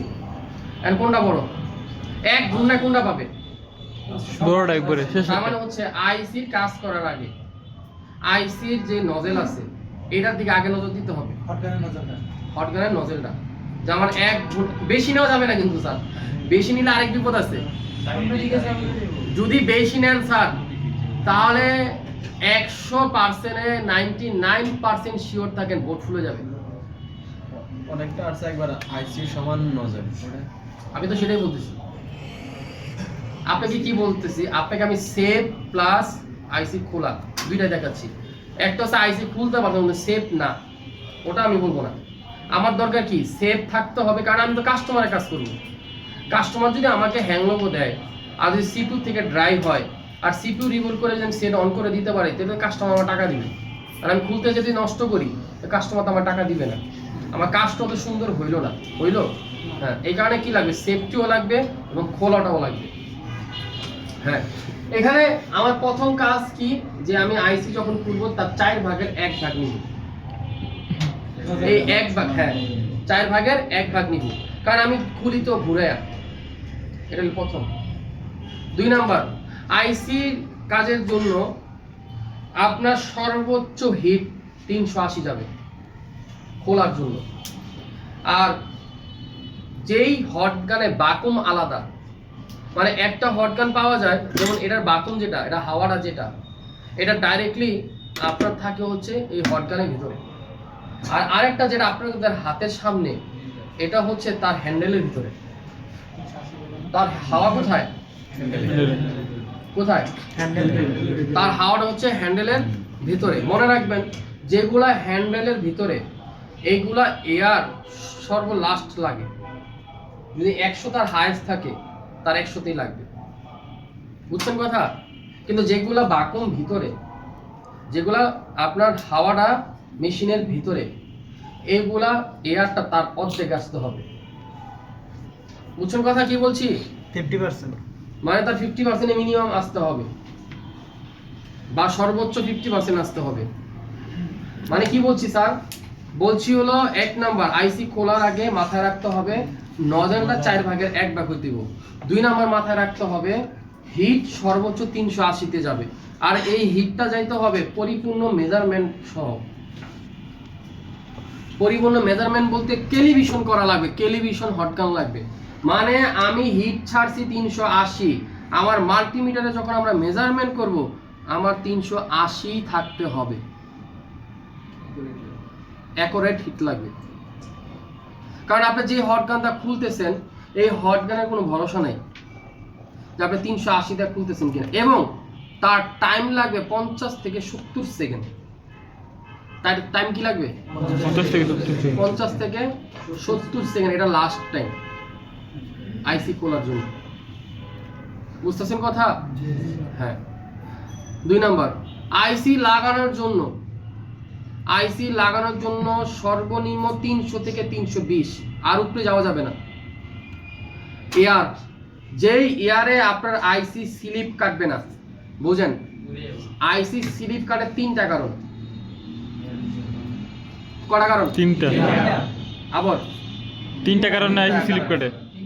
1 নাম্বার কারণ বাতাস বেশি, বল যখন ছোট বড় হবে, আইসির বল ছোট বড়, এটা তার মূল কারণ।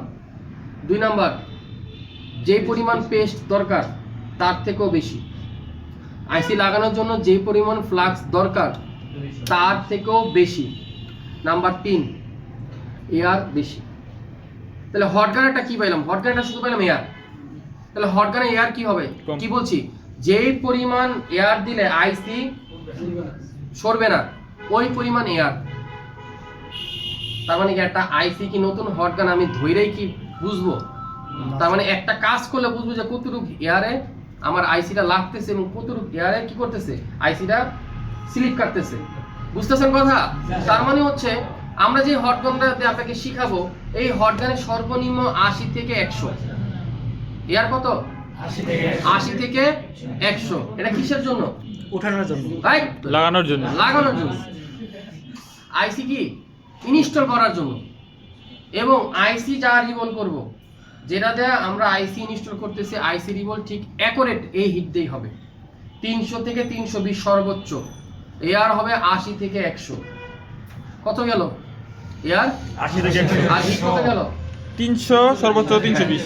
যত ধরনের গ্লু কাটবো, যত ধরনের গ্লু কাটবো 250 থেকে 260।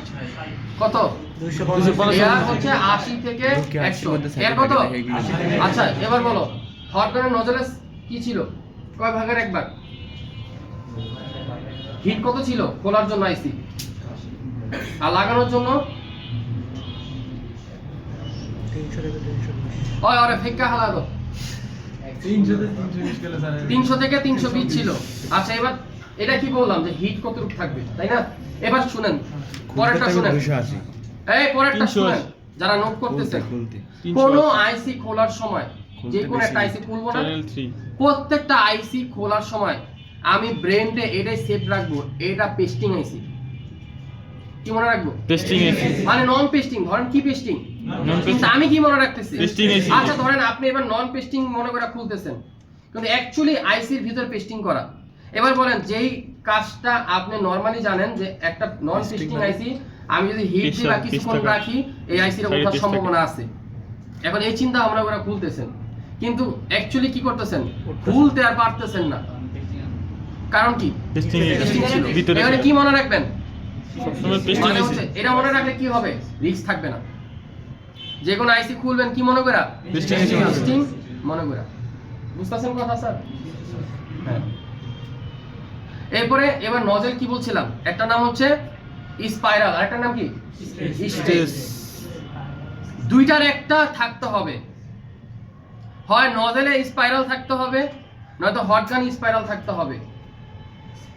অথবা দামি যদি হটগান হয়, দামি হটগান, তাহলে এটা স্টেডি হয়। এখন এই জিনিসটাকে আমরা একটু দেখে নিই, স্পাইরাল কোনটা, নন স্পাইরাল কোনটা, আগে একটু খেয়াল করেন।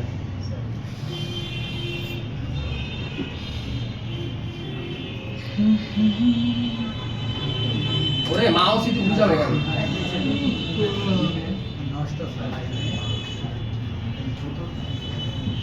বাটা ওই লো বলবে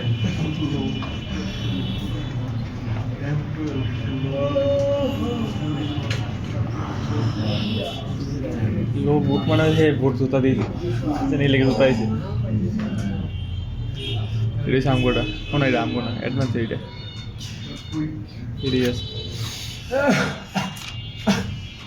সাইকেল আসেনি আনলে জন্য বাইরেতে তাহলে এই সাইকেল তুমি এর আগে নিয়ে গেছিল গা? এন্ডে হ্যাঁ, ওই গাছের বাইন্দা ছিল, নিয়ে গেছিল। এই স্যার একটু খেয়াল করেন, এই হটগাটার দিকে তাকান। দেখি আরেকটু ক্লিয়ার করুন ভাই।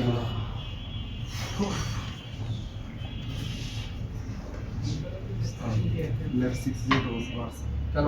যে ইলেকট্রিশিয়ান কাজ করতেছে কিনা এগুলো দেখার জন্য জানো? সরকারের কাজ করতেছে। ও তো মানে গেছে এটা বহুত আগে। কে ক্যামেরা দেখতে কোন? আপনি খাড়ে বসে বোধ আছে শপিং মল লাগাইছে কিনা দেখো। এই মাঝখানে খেয়াল করেন, বন্ধ কিনা?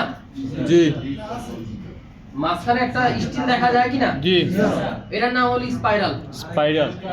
এটা ঘুরে ঘুরে হিট বেরিয়ে, মানে সাইড দিয়ে ডাইরেক্টলি আগুন বের হবে না, শুধু তাপমাত্রা বের হবে। এখন এটা যদি আপনার আটকানো থাকে, এখন যদি আপনি নজরও লাগেন আটকানো, তাহলে ব্যাপারটা কি হবে? এখন বাড়ি হই না ভ্যারিয়েব না তার মানে নজর কি লাগবে? শীতে ওপেন লাগবে। আচ্ছা এটা নজর দেখতে কেমন?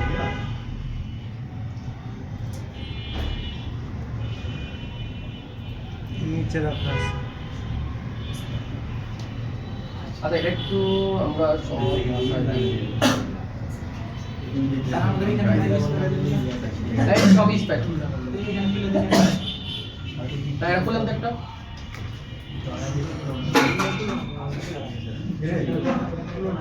ভাই হ্যাঁ, একটু উঁচা করে সবাই দেখান। ওই দেখো তোমরা আচ্ছা এটা আমি আপনাকে বুঝাই দিচ্ছি, একটু সবাই হট গানটার দিকে তাকান।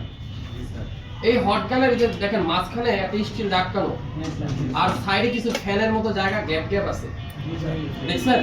এটা হচ্ছে মূলত এটার সাইড দিয়া হিটটা বের হবে। আর মাঝখানটা কেন বের হয় না, কারণ এটাকে ওরা লিক ফ্রি করার চেষ্টা করছিল। এখন এই হট গানের মাঝখানে আটকানো, তো তাই বলে এটা যে লিক ফ্রি এরকম না, এটা নন লিক ফ্রি। এটা আইসির জন্য আপনার গ্রান্টেড না। কি বলছি, লিড ফ্রি ছাড়া আইসির জন্য গ্রান্টেড হতে পারে না, কারণ লিড ফ্রি এর মেকানিজম আর এটা মেকানিজম দুইটাই সম্পূর্ণ আলাদা। লিড ফ্রি মেকানিজম হচ্ছে আইসি যেভাবে হোক তারা সুস্থ রাখার চেষ্টা করবে, খালি লিডটাকে গালায় দিবে। আর এগুলো হচ্ছে লিডটাকে গালাবে না, বরং আইসি সহ ভ্যানিশ করে দিবে। এখানে ওই নজলটা দেন, এই যে নজল, এই নজলটা খালি না, এই নজলের ভিতরে আরেকটা নজল পাওয়া যায় যে সমস্ত হট গানের ভিতরে এটা নাই, ছিদ্র ছিদ্র, কিন্তু এটা পাওয়া যায় স্পাইরাল। এটার কাজ হচ্ছে যেটা একদম ডাইরেক্টলি বাইরায়, এই ডাইরেক্টলি বাইরানোর ভিতরে একটা কোয়ালিটি হচ্ছে এটা ডাইরেক্টলি মানে খালি না, ছিদ্র ছিদ্র ছিদ্র ছিদ্র আছে, মানে কিছু কিছু জায়গায় বাইজা বাইজা তারপর হিটটা বের হয়েছে। ওটার ক্ষেত্রে স্পাইরাল যখন লাগাবেন তখন কি হবে, এটার ভিতরে ডাইরেক্টলি হিটটা আর বের হতে পারবে না, তখন মানে আগুনটা আর বের হতে পারবে না, তখন হিটটা কি চারো সাইডটা বের হবে। তখন যেমন ধরেন আপনি কোনো একটা কানেক্টর লাগাবেন, মার্কেট থেকে কিনে আনছেন, এখন কানেক্টর মার্কেটের কানেক্টরগুলো হচ্ছে প্লাস্টিক জাতীয়, একটু নরমাল সিলেক্টর মতো না। যখন আপনি স্পাইরাল ছাড়া হিট দিবেন তখন প্লাস্টিকটা গইলা মসলে এক হয়ে যাবে। আর যখন আপনি স্পাইরাল না করবেন তখন কি হবে, ওই যে ডাইরেক্ট আগুন যে বের হইতো এটা আর বের হবে না, এটা কি হবে, হিট বের হবে। তখন কি থাকবে, আপনি ওই প্লাস্টিক থেকে সে পুড়তে দিবে না। তার মানে এটা পার্থক্যটা বুঝছেন যে অ্যাকচুয়ালি প্লাস্টিক কেন পুড়তেছে। প্লাস্টিক পড়তেছে দুইটা কারণ, একটা হচ্ছে লিক ফ্রি না, আর একটা হচ্ছে স্পাইরাল না স্পাইরাল, এটা কি স্ট্রেট নাকি স্পাইরাল, এই জিনিসটা আপনি খেয়াল করতেছেন না, যার কারণে আপনার প্লাস্টিকটা পুড়ে যাচ্ছে। বুঝতেছেন কথা? হ্যাঁ। এবার দেখেন, এবার আমি আপনাকে নন স্পাইরাল দেখাই, আমি দেখাই আপনাকে নন স্পাইরাল দেখাই। যেমন এটা আপনার হট গান, এটার ভিতরে আপনার এটা হ্যান্ডেলটা কেমন করতে দেখাচ্ছে, এটা দেখেন, এটার মাথাটা দেখেন, এটা কিন্তু আগের মতো না, আগেটা সাইড দিয়া খোলা ছিল, এটা সরাসরি খোলা, মানে তার সামনে কিছু কিছু দেখা যাচ্ছে কি, হ্যাঁ, মানে এটা কিছু কিছু আগুন বের হবে। আচ্ছা এটা কি, এটা 100% লিড ফ্রি। এখন লিড ফ্রি যেটা, এটাই যে এখানে স্পষ্ট লেখা থাকে স্যার, ওই যে এই দেখেন লিড ফ্রি, দেখছেন? এটা চ্যানেল 1 2 3, এটা আমরা এইভাবে, আর এখানে কি লেখা, ESD। এই ইএসডিটা কি, ইএসডি হচ্ছে ইলেকট্রিক স্ট্যাটিক ডিসচার্জ, মানে হচ্ছে আমাদের কারেন্টের মাধ্যমে বা আমাদের হাতের মাধ্যমে আমাদের যে আর্থিংটা আসে, এই আর্থিংটা মাদারবোর্ডের ভিতরে সে ক্ষতি করতে দিবে না। অর্থাৎ মাদারবোর্ডে আমরা অনেক সময় দেখবো যে পিসি যাদের আছে দেখবেন কারেন্টে উড়ো শর্ট করে, যাদের কাছে পিসি আছে ল্যাপটপ আছে, হ্যাঁ দেখবেন জায়গা জায়গা দলে খালি কারেন্টে শর্ট করে।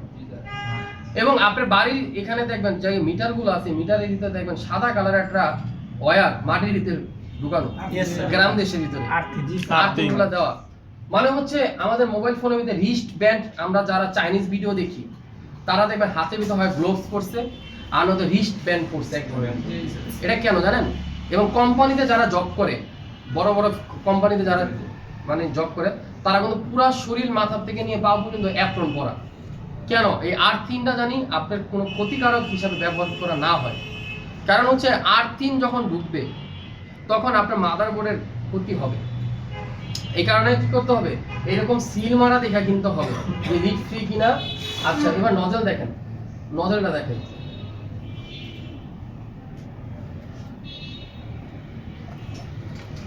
এটা দেখাচ্ছিল সুগনের একটা হটগান দিয়ে দেখাইতে হবে, সুগন 8610 PX এটা এগুলো যেগুলো দেখাচ্ছি সবই ব্যবহার করছি। এটা নজলটা দেখাচ্ছি, বাঁকা বিষয় না, বাঁকা নাই, সুবিধা। বাঁকার আমার বিষয় না, আমি যেটা নজলগুলো দেখাচ্ছি। নজল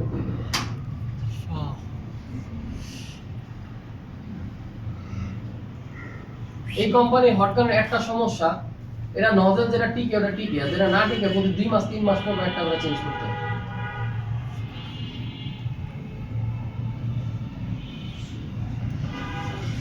নজর লাগে না।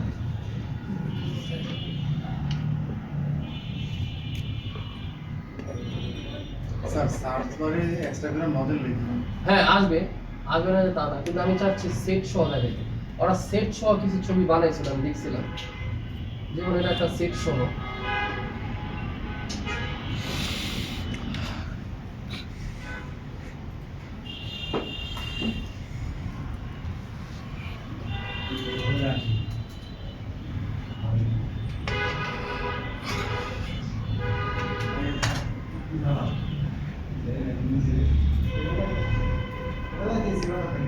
দেখেন এটা একই সিস্টেমের, দেখছেন একটু আগে যেটা দেখিয়েছিলাম এটা কিন্তু একই সিস্টেমের। আচ্ছা নজল কই সাজাইছে ওরা?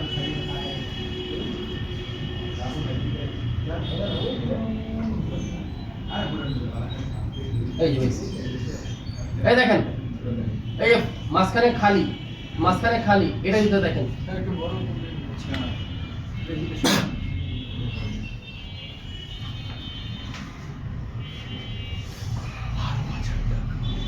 এবার কি দেখা যায়? জি স্যার।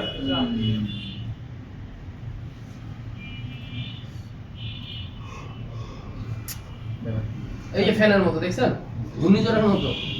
তার মানে কি? তার মানে হচ্ছে এটা শুধুমাত্র আপনাকে দেওয়া হয়েছিল কানেক্টরগুলো সেভিং ভাবে চালানোর জন্য, প্লাস্টিক জাতীয় যা কিছু আছে এটা দেওয়ার জন্য। কিন্তু এটা দিয়ে আমরা যতগুলো আইসি খুলছি এর ভিতরে 50% আইসি ড্যামেজ হয়ে গেছে, কারণ প্রপার টাইম হয়ে গেছে, আইসি খুলতে পারে নাই। যখনই আমরা পিক আপ করছি হয় আইসি ফাইটে গেছে অত লেয়ার সংখ্যায় নিয়ে আসছে। এই কারণে এটা এই ধরনের নজলটা কখন আইসি উঠানোর চেষ্টা করবেন না, সবসময় মনে রাখবেন এই ধরনের নজল দিয়ে আইসি গুলো উঠাবেন।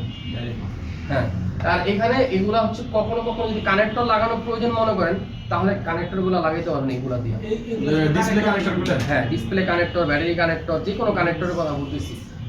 তা এটার ভিতরে যদি খেয়াল করেন এটার ভিতরে ইএসডি সেভ দেওয়া আছে, আর এটা লিড ফ্রি, কিন্তু এখানে কোনো সিল মারে নেই ওরা।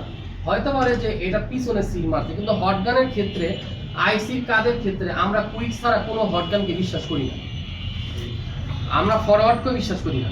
কারণ কুইক এমন এক প্রোডাক্ট যে আপনি একটা হটগান নিছেন এটা 12 বছর আপনি নষ্ট করতে পারবেন না এক হাতে চালায়, এই হলো এক। 2 নাম্বার লিড ফ্রি মানে 100% লিড ফ্রি। হটগানের ক্ষেত্রে অল্প এই কোম্পানির সাথে আজ পর্যন্ত কেউ টক্কর করতে পারেনি। কি মডেল? যে কোনো মডেল, যে কোনো মডেল। এইগুলা কিন্তু এয়ার, এটা কিন্তু এয়ার 200 স্যার। নরমালি হটগানে এয়ার থাকে 100, কিন্তু এই ধরনের হটগানে 120 থেকে নিয়ে 200 পর্যন্ত এয়ার থাকে। তা এই ধরনের হটগানে এয়ার কখনো 200 প্রয়োজন হয় না, সর্বোচ্চ এয়ার 70, সর্বোচ্চ এয়ার আমরা 70 ব্যবহার করছি, এর উপর আমরা কখনোই এয়ার বেশি ব্যবহার করি না।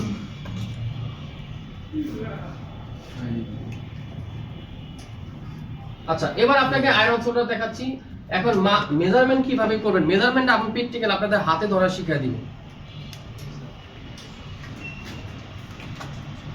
দেখেন এই আয়রনটার দিকে তাকান, এই আয়রনটার ভিতরে যদি আপনি খেয়াল করে দেখেন,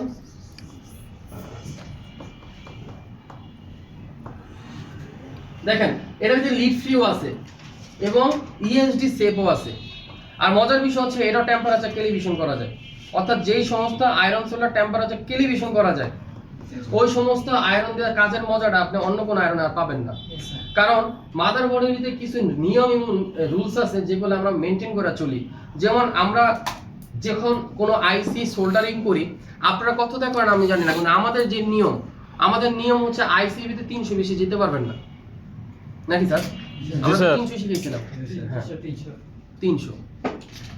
এবার আপনি খাতায় কি নোট করছেন? খাতায় নোট করছেন হচ্ছে যে কোনো আইসি যদি সোল্ডারিং করতে হয় তার সর্বোচ্চ হিট হচ্ছে 300, এটা 1 নাম্বার। কোনো মাদারবোর্ড যদি সোল্ডারিং করতে হয় তার সর্বোচ্চ হিট হচ্ছে 380 একবারের জন্য শুধু। আর যতবার সোল্ডারিং ডিসোল্ডার উইক ব্যবহার করবেন ততবার 350-এর বেশি যাওয়া যাবে না। যে কোনো আইসি সর্বোচ্চ হিট থাকবে 300, আর যে কোনো আইসি না যে কোনো মাইক্রো জাম্পার হোক এটা আপনার সর্বোচ্চ হিটই থাকবে 280 থেকে 300, নয়তো আপনি জাম্পার করতে পারবেন না। কথা বুঝতেছেন কি বলছি স্যার? তাহলে আমরা কি বললাম যে আয়রন সোল্ডার ব্যবহার করার সময় যে কোনো আইসিতে ব্যবহার করবেন 300। এখন আপনি একটু ঠান্ডা মাথায় চিন্তা করেন, আজ পর্যন্ত যত আইসি সোল্ডারিং ডিসোল্ডারিং করছেন, লেয়ার তো শর্ট করছেন আইসির লেয়ার তো উড়াইছেন আয়রন দিয়েও কিন্তু একই কাম করছেন, লেয়ার উড়াইছেন লেয়ারও শর্ট করছেন, কিন্তু যখন আয়রন চালাচ্ছেন তখন আয়রনও চলে না, জমা যায়, আটকা ধরে। এই সমস্তগুলো কিন্তু আল্লাহর রহমতে আমাদের স্টুডেন্টের ভিতরে হয় না, কারণ তারা এটা বুঝে গেছে যেটা কেন হয় না। মানে এটা আমরা আপনাকে প্র্যাকটিক্যাল দেখায় দিব এবং বুঝাই দিব, তখন আপনি দেখবেন যে স্যার 300 তো বেশি। এখন যেই আয়রন সোল্ডার 300 ক্যালিব্রেশন করার পরে দেখেন যে 300-তে আসে না, ওই আয়রন সোল্ডার দেখতেছেন 260 250 আসতেছে, সেই ক্ষেত্রে কিন্তু মানে উপরটা যত বাড়াবেন নিচটা কিন্তু তত বাড়বে। মানে আগে ছিল 300 কিন্তু আস্তে আস্তে 260, এখন কি করতে হবে? তাহলে আবার 350 নিলে আবার 300 আসবে, তাই না? তো সেই ক্ষেত্রে কি করতে হবে? তো সেই ক্ষেত্রে এই ধরনের আয়রন সোল্ডার ছাড়া আপনার একটু বাড়াই কাজ করতে হবে। বুঝছেন বিষয়টা? Yes sir. তাহলে আইসিতে কত ভাই? 300। মাইক্রো জাম্পারের ক্ষেত্রে 280 থেকে 300, আর সোল্ডারিং ক্ষেত্রে সর্বোচ্চ কত? 380 সর্বোচ্চ কত? এবার আপনি চিন্তা করেন, আপনি যতগুলো আইসি কাজ করছেন এরকম কোনো মেজারমেন্ট ধরে কাজ করছিলেন? না স্যার। আপনি যখন মন চায় বাড়াইতেছেন, যখন মন চায় কমাইতেছেন, তখন কি হচ্ছে? আইসি গুলো নষ্ট হচ্ছে। বুঝতেছেন? জি স্যার।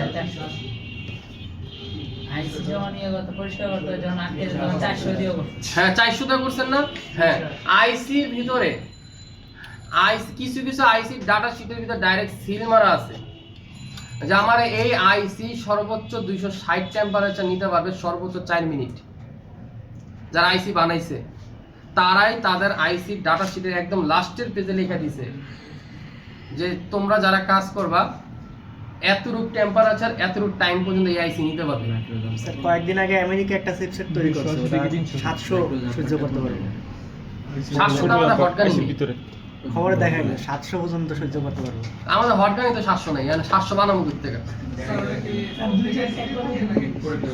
হ্যাঁ মানে এটা প্রত্যেকটা আইসি না, কিছু ডাটা শিট স্পেশাল ভাবে বানানো হয় আইসির জন্যই, ওই আইসির ডাটা শিটেই লেখা থাকে। এখন আমরা কিভাবে বুঝলাম যে আইসিটা ডাটা শিট তারা বানাইছে? এখন যদি দেখি ওই আইসিটা গ্লাস আইসি, তার মানে বোঝা গেল যে প্রত্যেকটা গ্লাস আইসি সেম টেম্পারেচার ইস্যু। এই কারণে কি মনে রাখতে হবে যে আমি যখন কাজ করব, কাজ করার আগে একবার নজর দিয়ে দেখবো আমার আয়রন সোল্ডার হিটটা কততে আছে, তাহলে কি হবে? কাস্টমারের কাজটা নষ্ট হবে না। বুঝছেন কথা? হ্যাঁ তাহলে আয়রন সোল্ডারটা পাইছেন, হটগানটা পাইছেন। এখন আয়রন সোল্ডারের ভিতরে এই যে বিটগুলো দেখতেছেন, এই যে বিটগুলা, এই বিটটা কোম্পানি হচ্ছে জেবিসির বিট, ওয়ার্ল্ডের সবচেয়ে নামি দামি কোম্পানি জেবিসির বিট। এর একটা আয়রন সোল্ডারের দাম 1,10,000 টাকা।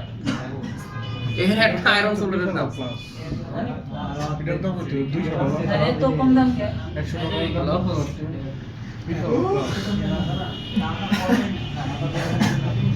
100 ডলার দিতে পারে। আর ওই 24-25 আমি বলে 20 টাকা।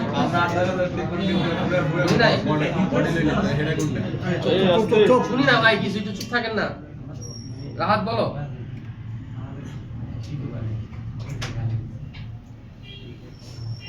এসি অন হইছে? আচ্ছা তুমি তাহলে এক কাজ করো, ওই বাসারের সাথে কথা বইলা টেবিলগুলো একটু পরিষ্কার করে ব্যবস্থা করো, ফ্লোর টেবিল নুরু বাইরে ফোন দাও, সন্ধ্যার আগে এগুলো সব গুছাও। Computer connection.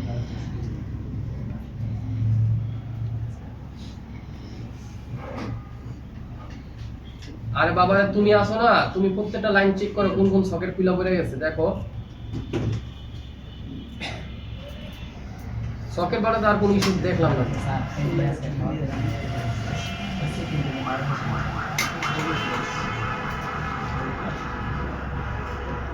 আপনি বলছিলেন কম্পিউটারের লাইন ওখানে দেওয়ার জন্য, ওটা কার সাথে বললে ভালো হবে? বাসার সাথে নাকি যে ওই ল্যাবে যে কম্পিউটার কানেকশন মাঝ আর উচার হয়ে গেছে।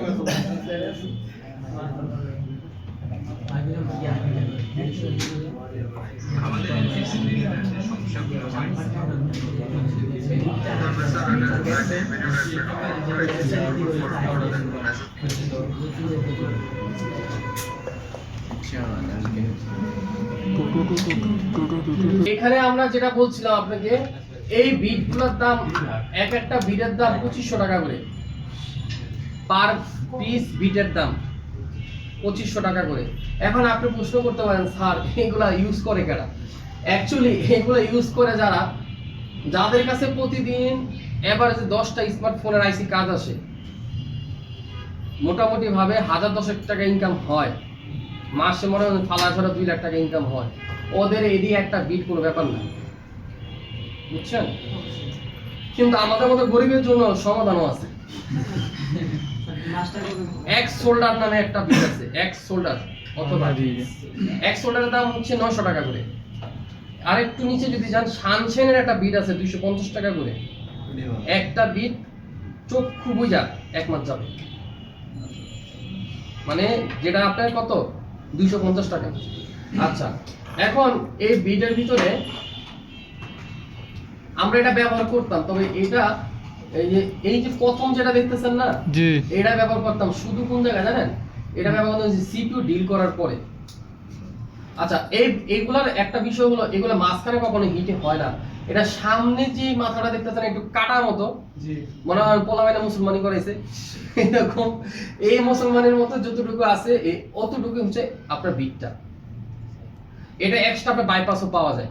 আর হিট হয় হচ্ছে এই যে এতটুকু, যেখানে মাউসটা ধরছি না, ঠিক এতটুকু হিট হবে, তারপর সামনে যাবে। আচ্ছা, এইখানে আপনার এটা হচ্ছে 80 ওয়াট, 160 ওয়াট পর্যন্ত এখন ওয়াইসিএস এর পাওয়া যাচ্ছে 14,000 টাকা দাম। আচ্ছা, এখানে একটু খেয়াল করেন, এটার দাম হচ্ছে 11,500 টাকা। এই আয়রন সোল্ডার দাম, এটা কিন্তু 100% অ্যাকুরেট ক্যালিব্রেশন হবে। আপনি যেটা তাকে বলবেন সেটাই করতে বাধ্য। আচ্ছা, এবার আসেন একটু কম দামি দেখাই। এটা মডেল হচ্ছে আপনার সানশাইন কোর্স ইউনিভার্সিটি।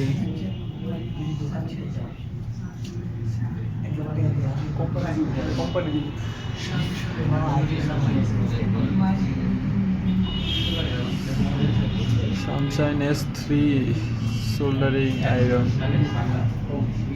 দেখেন, এটা দেখছেন, এটা তো আপনি কাজ করতে পারবেন।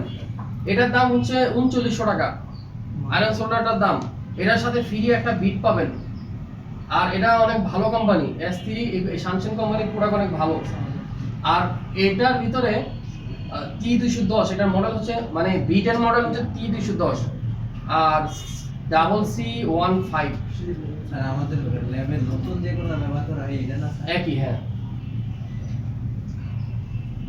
আর এটার বিট হচ্ছে 250 টাকা করে, হ্যাঁ। এগুলো তো মনে হয় এটা এভারেজ আপনি ব্যবহার করতে পারবেন যে কোনো জায়গায়, সমস্যা নেই।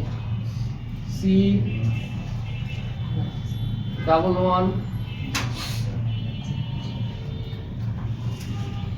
এখন দেখেন, এটা যেটা দেখতেছেন না, জি স্যার, আর আগে যেটা দেখছিলেন ওটার অর্ধেক, মানে আগে আয়রন সোল্ডারের অর্ধেক সাইজ। এটার সাইজটা হচ্ছে কলমের মতো, একদম ছোট।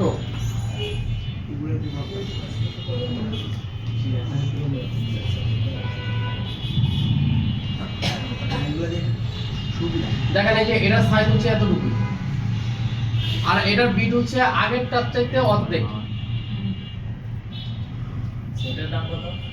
এটার দাম হচ্ছে 5000 সামথিং।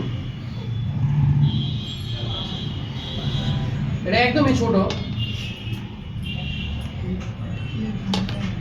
দেখেন, এইগুলা কিন্তু লিড ফ্রি বিট। এই লিড ফ্রি বিট কিন্তু আপনার কাজ করে শান্তি আলাদা, মজা আলাদা। এখানে আরেকটা সাবধানতা বলে দিই ভাই, এটা হচ্ছে যদি এখানে প্রেসার দিয়ে কাজ করেন, ধরেন আপনারা কি করছেন, যত আয়রন সোল্ডার ছিল এগুলা চাপ দিয়ে লিড লাগাইতেন, কিন্তু এখানে চাপের কোনো বিষয় নেই, এখানে হচ্ছে টেম্পারেচারের বিষয়। কোনো একটা টেম্পারেচার যদি অ্যাকুরেট হয় আর যদি আপনি লিড ধরেন, এটা কিন্তু অটোমেটিকলি গলে যাবে, এটা আপনি চাপ দিতে হবে না। আপনি চাপ দিয়ে যখন কাজ করবেন তখন এই চাপ দেওয়ার কারণে এই বিট পুরোটাই নষ্ট হয়ে যাবে। আর চাপ দেন নাই আর ওভার হিটিং করেন নাই, 380 উপরে যান নাই, আপনি এটা 1 মাস 2 মাস 3 মাস 4 মাস 5 মাসে কিছু করতে পারবেন না। শর্ত কটা দুইটা, একটা হলো ওভার হিটে যাওয়া যাবে না, আর একটা হচ্ছে চাপ চাপ দেওয়া দেওয়া যাবে যাবে না। না। কথা বুঝতেছেন? এগুলো বলে দিচ্ছি কেন, কোম্পানিটা নষ্ট করছেন আর একটা পাইতেছেন, ব্যক্তিগতভাবে যখন নিজে কিনবেন তখন কিন্তু এটা সাবধানতা করতে হবে। এটার দাম কত স্যার? এইগুলোর দাম বেশি না, এইগুলো বিট একই দাম, 250 থেকে 300 টাকা সর্বোচ্চ বিটের দাম। আর আয়রন সোল্ডারের দাম সর্বোচ্চ মার্কেটে 6000 টাকা দিতে পারবেন সর্বোচ্চ। কিন্তু কাহিনী কি, কাহিনী হচ্ছে একটু চেষ্টা করবেন টেলিভিশন করা যায় এরকম আয়রন সোল্ডার, তাহলে টেম্পারেচার অ্যাকুরেট পাবেন। এটা টেলিভিশন শর্তটা কি? শর্তটা হচ্ছে টেলিভিশন। হ্যাঁ, এটা হয় না স্যার? আমি এটা জানি না, এটা আমি কিনা দেখি, অনেক টেস্ট করিনি। দেখেন 3টা সাইডে পাওয়া যায়, এই যে সাইজ দেখেন, এখন বুঝে যাবেন সাইজটা। প্রোডাক্ট কাজ করার আগে, অ্যাডভান্সের কাজ করার আগে প্রোডাক্টের সম্বন্ধে আপনার আগে জানতে হবে। আপনি যে প্রোডাক্ট দিয়ে কাজ করতেছেন এটা সুবিধা আর অসুবিধা কি এটা আপনার জানতে হবে।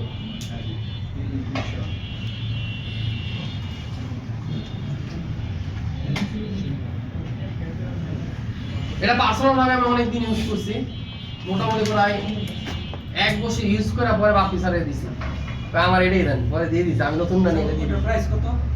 11,000 টাকা। এই যে দেখেন স্যার, ডলার হিসেবে বের করতে এটা হলো একটা সাইজ, দেখছেন? জি স্যার। এটা হলো একটা সাইজ, এটা হলো আরেকটা সাইজ, আর এই যে সাইজ দেখেন, এটা হলো C245, এটা C210, এটা হলো C115, সবচেয়ে ছোট এটাই। হ্যান্ডেল দেখছেন? আর এটা তো ক্যালিব্রেশন করা যায় না। স্যার নাই তো, এই যে সুইচ কই। জি স্যার।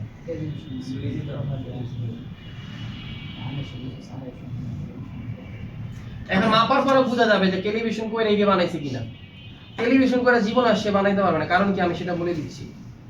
এইখানে দুইটা বিষয় কাজ করবে, একটা হচ্ছে লো ভোল্টেজ, একটা হচ্ছে হাই ভোল্টেজ। আমাদের বাংলাদেশে যতগুলো এভারেজে ভোল্টেজ আসে আর ওদের দেশে যে ভোল্টেজ আছে এটা কোনো অ্যাকুরেট না, আলাদা আলাদা। গ্রাম দেশে যে ভোল্টেজটা